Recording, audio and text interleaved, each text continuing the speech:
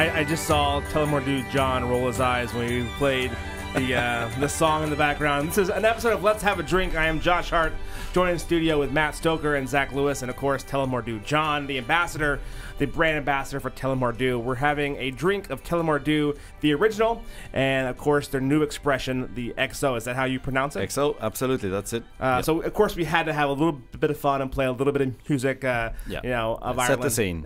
Set the scene. We're getting close to St. Patrick's Day. A lot of things are happening that's very exciting. And Josh, you didn't tell everybody you were dancing on the table earlier. Well, no, I haven't. Well, that okay, was, beforehand. It's okay. We're keeping that to ourselves. I've calmed down. That was the pregame show to get everyone excited. I'll be honest. I am biased because I love Tullamore D.E.W. It's one of my favorite Irish whiskies out there. I went to Ireland for 5 days, and it was the only distillery I went to.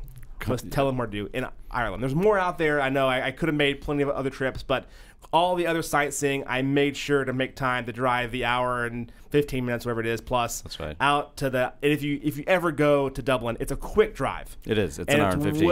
It's well worth the drive out there. Phenomenal city to walk around and sightsee, and then another quick little jaunt if you're fortunate enough to see the actual distillery of Tullamore D.E.W. So. If they tell people they know Josh, they're probably going to get in. Exactly, yeah. So full disclosure, I'm a little bit biased. So tell me a little bit about the brand for those who don't know of Tullamore D.E.W. Yeah, sure. Tullamore D.E.W. is two words.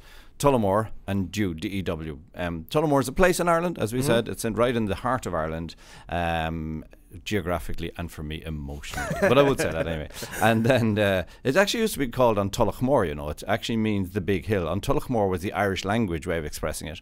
And then the English came to Ireland. Yeah, we weren't invited, but they came anyway, and they stayed quite a long time, and they gave us the English language, which is probably the only decent thing they gave us. But what a gift! What a wonderful gift! And having given us the English language, they changed all the names changed from on Tullamore to Tullamore, and Dovling to Dublin, for example. So. That's what it's called. Tullamore is the place, and you've been there, Josh. And D.E.W. stands for Daniel Edmund Williams. Daniel Edmund Williams was the man who inspired the whiskey. He didn't actually build a distillery. He worked at the distillery as a young lad, as a young 14-year-old, and then as a 25-year-old became the general manager because he used to live at the distillery. He couldn't walk home. It was too far. He lived in Mount Mellick, which is 14 miles away. So he used to live at the distillery and then got to know it so well. By the time he was 25, he was the general manager with about 200 men working for him at that time. So that was in the 1860s, 1870s. Eventually he bought out the business. His family bought the business from the previous owners, and he's the name on all the bottles. I mean, he's the man who inspires us to do everything we do and to drive us to do better. He was an amazing man. Like, he was famous for his whiskey, but actually he brought the first automobile to Tullamore. It was a delivery truck for Tullamore D.E.W. He brought the first telephone to Tullamore. People tell me that the number was Tullamore 1, I'm guessing. But more importantly, he actually brought electricity to Tullamore. And the electrification project of rural Ireland in the late 1800s, early 1900s was a huge thing.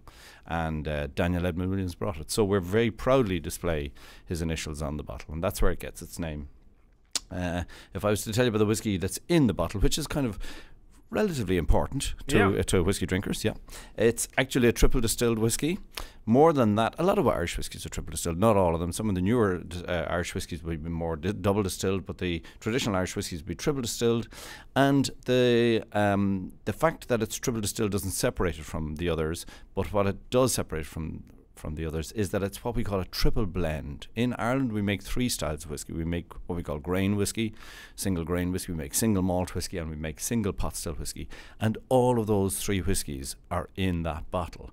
On top of that, we use three different cask styles. We use cask that previously held bourbon, cask that previously held Tullamore D.E.W., and casks that previously held sherry.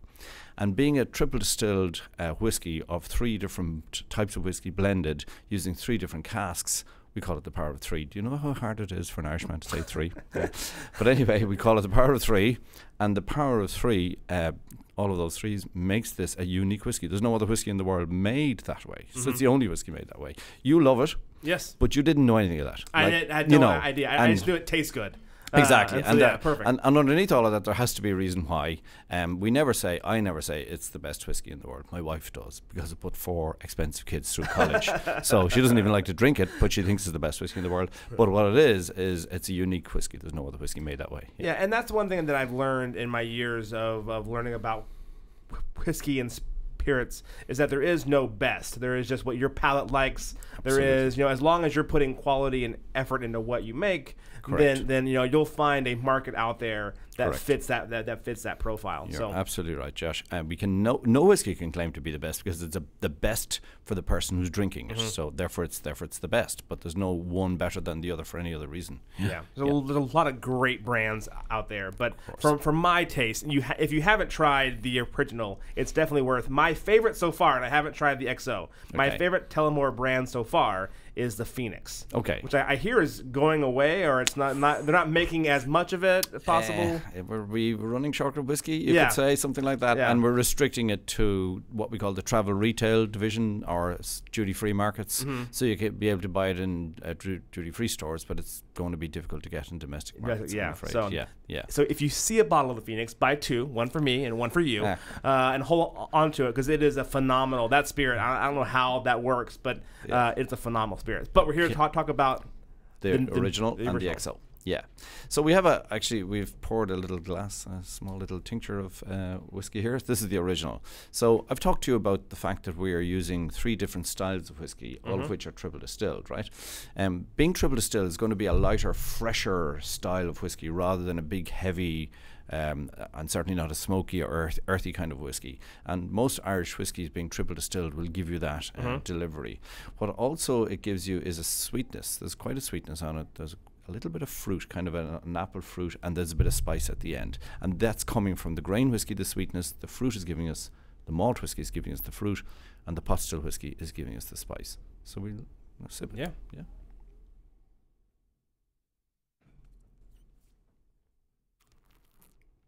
So there's that nice sweetness. It's a vanilla sweetness, I think you'll agree. It's not a sugar sweetness, and that vanilla sweetness is coming from the ex-bourbon cask, from the American oak. The American oak that we use in our ex-bourbon casks and in our ex-Irish whiskey casks is giving us that vanilla sweetness. There's a lovely little bit of fruit on it. People who don't drink whiskey would say, that's not fruity, but whiskey drinkers would say, yes, that's a fruity version of a whiskey, and that's coming from the single malt. Single malt will always give you a fruity taste, unless the barley has been dried over peat fires, as happens in Scotland, for example, in some of the Scotch distilleries. And that's going to give you a smoky taste. And if you get a smoky taste, you're not really going to be able to find the fruit very easily. And the third whiskey, which is a single pot still, which is only made in Ireland, that's always going to have a spicy little note to it. So that's why we've got all 3 in terms of this: the sweetness, the fruit, and the spice. And if I'm not mistaken, that's also gives it that oily kind of texture in the back.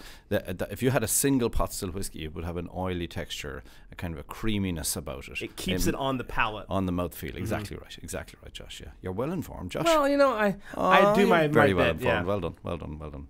So we'll sip it again just to be sure. Guys, you guys aren't saying a whole lot. Do you guys enjoyed this? Or I'm excited just to be here, Josh. Thank you for having me on the show. Appreciate it. Of course, Zach, Matt. Don't have as much to say about it, but it is fantastic. So, I will say that I'm a little bit biased, because Tullamore D.E.W was my first Irish whiskey, so it was my introduction to this brand of spirit. And I've since tried others, but I always go back to it. It's my personal favorite. So I was on the home team already coming in. So this sounds like an ad for Tullamore D.E.W. This is ridiculous. I'm just saying, but I'll say this. I'll say this. I'm surrounded honest. by very intelligent people, which I'm very happy about. Yeah. No, it's I'm very proud of this brand. Why am I proud of it? Apart from everything else, I've worked in the Irish whiskey business since 1974. Okay, 1974, Zach. Not 1874, despite the face, okay? So just be careful there.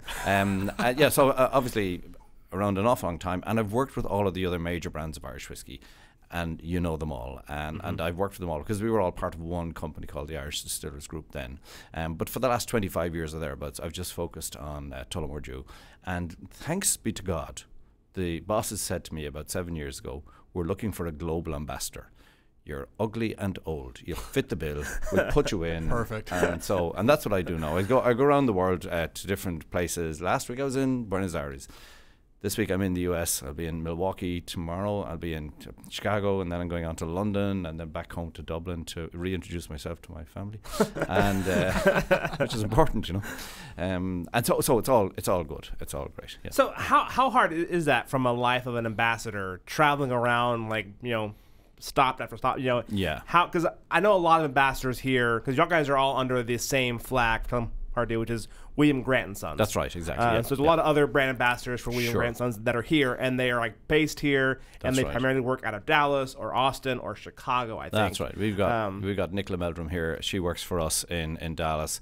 We have people throughout the States. We've got actually 13 ambassadors in the US now, in different cities, obviously. But I'm the only global guy. So what does the global guy do? Well, the global guy goes to markets where we don't have existing ambassadors, or they wheel them in to do a launch. We're going to launch the XO this evening, for example, and it's worthwhile bringing in the old guy sometimes just to have a new face. To spruce up the crowd. Well, yeah, I don't know if that's what it is, but I think the feeling is that the fact that I'm the global guy and I'm around an awful long time, and I do know a bit about the industry and the business, that I've got something to offer maybe, and I have 100 million stories in my head, I suppose, and sometimes they come out and sometimes they don't, you know?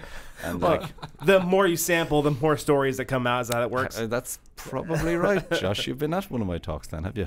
Oh, I think he's yeah, maybe once or twice, right? Yeah. Well, I'm going to be in Trinity Hall in Dallas this evening. Oh yeah. Yeah, we're doing a kind of a whiskey with food pairing thing, just to again just introduce, make it a bit interesting. Sure. Yeah. And if you're new to the DFW area, Trinity Hall is, I think, one of the better places to go. Marius is there. He loves the brands. He'll talk to you about whiskey and scotch and bourbon all day long. So he's a good ambassador for spirits in general. So he's a good. And I've actually met Marius. Last time I was here about 2.5 years ago, I think, and I did a little something in Trinity Hall and met Marius, and he was a fantastic guy. Yeah. And I would often talk to people about my visit to Trinity Hall when I was in Dallas, because you go to places and you remember certain things in your life where you go, and I've often mentioned and I've seen Trinity Hall on social media and things like that. And yeah, I always have a nice smile great on my face. Yeah.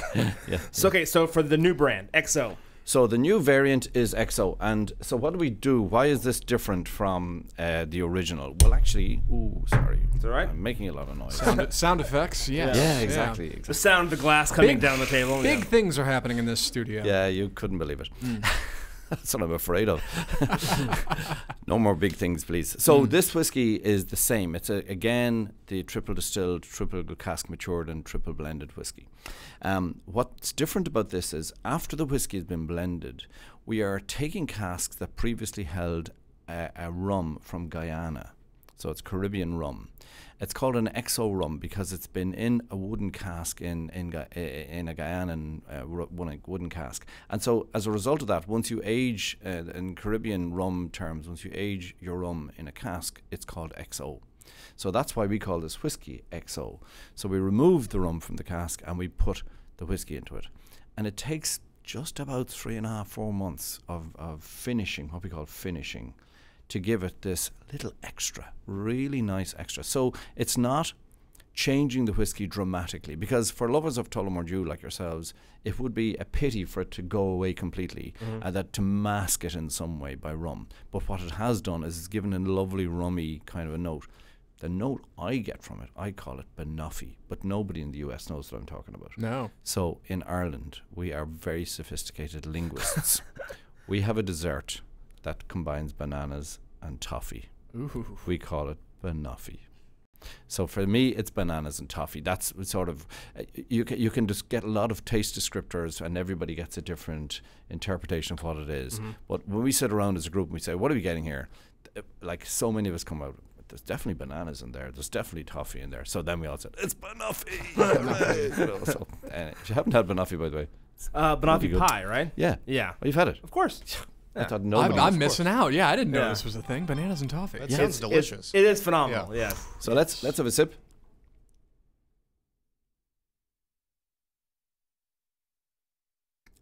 The first thing you'll notice is that the mouthfeel on it is again very silky, and it's that rum cask effect has had that.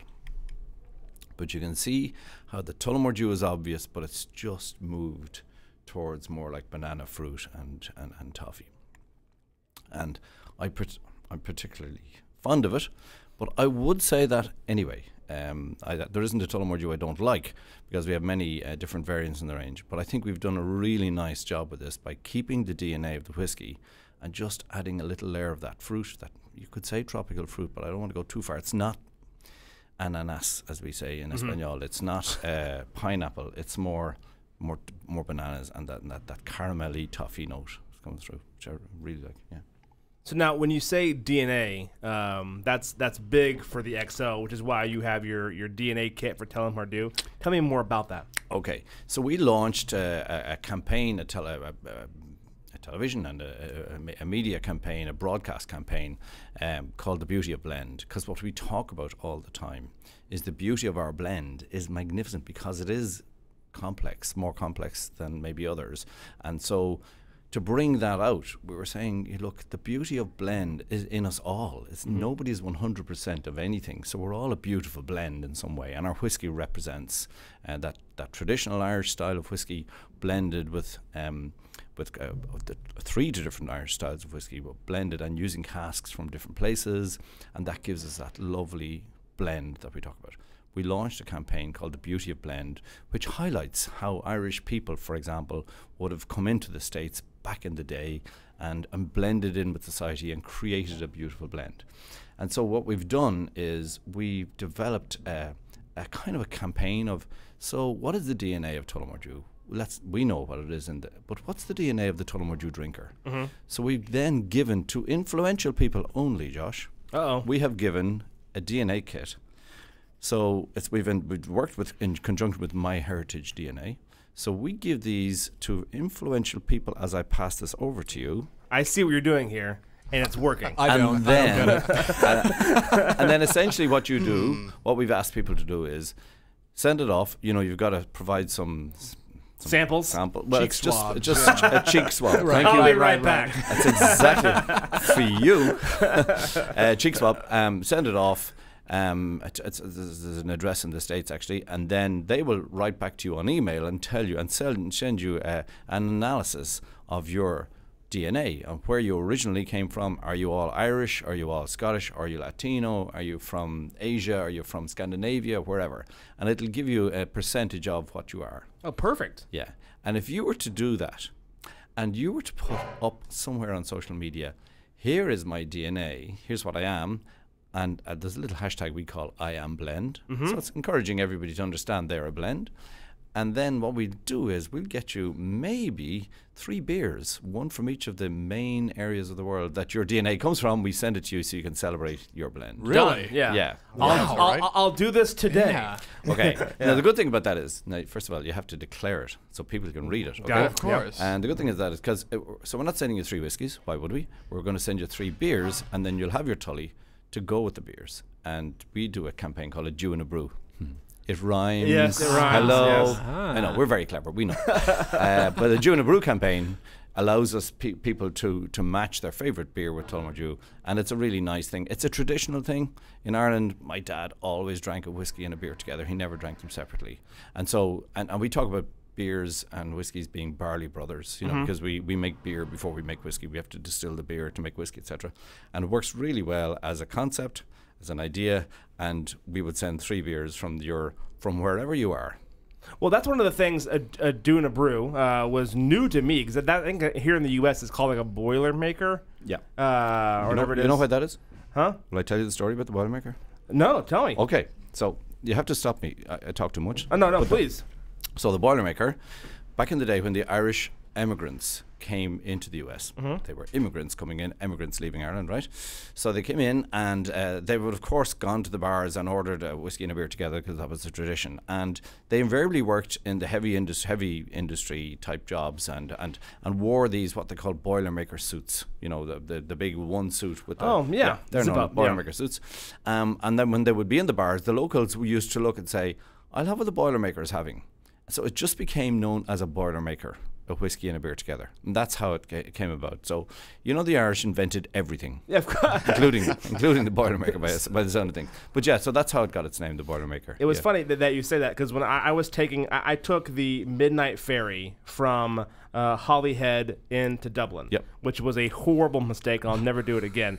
But it saved me. You should have asked me. Yeah, it saved some cash. So my wife and I didn't know. Yeah. So we took this thing, and it's just nothing but truckers Oh. and one old gentleman who lived across on the other side of Ireland. And he was telling us every story and how everything originated in Ireland. Language was from Ireland. Everything goes back to Ireland for this older gentleman. It was a classic story. But no, when you said like they're doing a brew, that is what you said. It's a very traditional way of doing it. Yeah. And even Yeah. in Scotland and all over they would have their pint and a Yeah. shot and just sip Sure. on each as you go through. Sure. And it's not something that everybody is doing by any stretch of the imagination, but it's a very traditional way. And certainly my father used to do it, and I never understood it.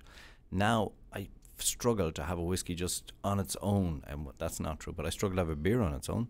I'll usually want a whiskey beside my beer, and it doesn't mean I drink any more. I don't. It means I take my time with both, and I respect both. I don't do shots. No. Look at this face. Does it look like a face that does shots? You know what I mean? I can see you at the club. Yeah, no, but I'm not precious about these things, and you know, but I do love to sort of respect my whiskey and to sip it and enjoy it and think about all of the people who are involved in the dark aromatic warehouses where we had to just store it for years and years, and the angels stealing their share. And I can get all romantic if you want, but for me, it's about respecting what's in the glass and in the bottle. So I don't actually do shots. Yeah. Is there a particular type of beer that you think pairs nicely with Tullamore D.E.W? I'm so glad you asked me that question, Matt.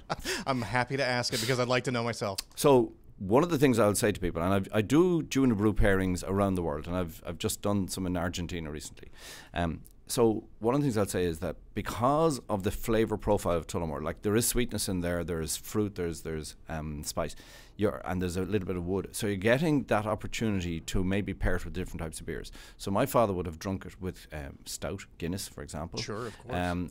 I like it with a blonde beer, a blonde beer. Some people have told me they prefer it with an IPA, because one of the things when I'm doing my pairings, and I've usually use those three styles of beers, one of the things you're trying to do is either for neither the beer nor the whiskey to dominate the other. So there's no winner there. And with blonde beers, it's really nice to have a Tullamore D.E.W because there's no real winner here, okay? With Guinness, the Guinness is quite strong and kind of bitter, and the sweetness in the whiskey is a very nice counterbalance that. And then if you're taking an IPA, well, the IPA can be some of them can be really grapefruity and piney, and those kind of notes are kind of really bitter. And again, the Tullamore is almost like a relief from it slightly. So you can pick any beer, and I can make it work with Tullamore D.E.W, of course, but there are reasons why. And depending whether you want the balance or the counterbalance, I suppose that's the way to look at it. Yeah. I drink Tullamore D.E.W with cider. Imagine. Ooh. Yeah. Oh, I like the sound of that. I do too, yeah. Cider's a very refreshing drink, I find. It's not bitter, really. It's not quite refreshing. And I actually, because it's got a Napoli note in Tullamore D.E.W, there's a little bit of a Napoli note in cider. I drink apple cider rather than pear cider, and it works for me. Yeah. John, I've got an idea of what this is, and I know you said you didn't want to get too romantic regarding this, but you talked about the dark warehouses and kind of aging whiskey. And you mentioned the angels stealing their share. I think I know what that means, but what is that? So the angel's share is something we really hate in distilleries, but consumers and visitors love the idea. It's such a great name, yeah. I know, exactly. So essentially, you're going to get evaporation from the casks. So the casks are wooden casks. They're living, breathing casks. So you're going to get evaporation of literally of liquid into the air. And alcohol, the alcohol reduces as well. So when we lose 2% per annum approximately to the angels, that means after a 5-year-old whiskey is going to have lost 10% of what was in the cask. And a 10-year-old whiskey is going to lose about 20%. Now, as you get older, the loss rates go down a bit. But we lose not just volume of liquid, we lose also alcohol strength as well. So the angels take their share. And as I say, consumers love. There was a movie, I believe, called The Angel's Share, and so everybody loves that idea. And certainly, the breathing through the cask is part of the maturation, is part of the addition of flavour to the whiskey, the subtraction of flavours from the wood, let's say. So all of those things are very good for the whiskey. It's just that we don't like losing all that volume. Sure. There's some kind of great analogy there. I'll come up with it one day. Some happy angels are there, I can tell you. Yes. And before we let you go, I see your branding here with the FC Dallas and the Tullamore D.E.W. Do y'all guys have a partnership? So yes, we've partnered with FC Dallas just out there today. What a great stadium! What a great setup! What a great philosophy for living sport. They've got like an academy of 4,900 people in their academy under 18. It's amazing. So we're very proud to be part of that. The linking up with FC Dallas. We have our own little bar there called the Tully Tavern, which is really cool. We're doing things like Tully Mules. We're doing a brew, those kind of things, offering to the guys at the game. And it's just a really nice partnership where we can. We're the sole Irish whiskey in that stadium. We will be the pouring whiskey in that stadium. So it's a really, really nice association. And I was so pleased to go out there today and see it and meet all the people involved and the people in charge. And they put a lot of effort into it. It's really cool. And if you haven't been to an FC Dallas game, I think they did a test after people were leaving the stadium, and they had an 85% positive feedback after a game, which is the highest of any sport team here in Dallas. Yeah. It is a fun family atmosphere where you can still go and still get crazy and still get loud. Yeah. And it's a lot of fun to go It's an amazing place, and they're now building the MLS or Soccer Hall of Fame here. And that's going to be open, I think, in October or November this year. And it keeps getting pushed back. They were taking us through what it's going to look like. It'll be amazing. It'll be a model for every museum or Hall of Fame project around any sport around the world. It's going to be amazing. Yeah, we're very proud to be part of that. Well, John, I appreciate you coming by. Now tell everyone where they can find and follow you online on your social media channels. Oh yeah, so I'm on Twitter. I'm at Tullamore D.E.W JQ, which is John Quinn. Okay, on Facebook I'm John Quinn, Global Brand Ambassador for Tullamore D.E.W. You'll find me there. Now Instagram. You need a pen for this, which is really annoying because I used to be useless on social media, and then I told my boss that Instagram was never going to work. It was never going to be a successful platform. I wasn't right. Again, I wasn't right. So anyway, I put in I now have this handle, which is John_Quinn _Tullamore _D.E.W. If you find me, you deserve to find me. You know what I mean? Like, shocking. But anyway, well, thank you so much. I appreciate you coming by. And again, I know you're doing a tasting, but hop online, follow. He'll give you great insights on where they're going, what they're doing, and keeping up with the brand and the spirit. John, thanks so much for coming by. Let's have a drink. Thank you, Josh. Great to be with you.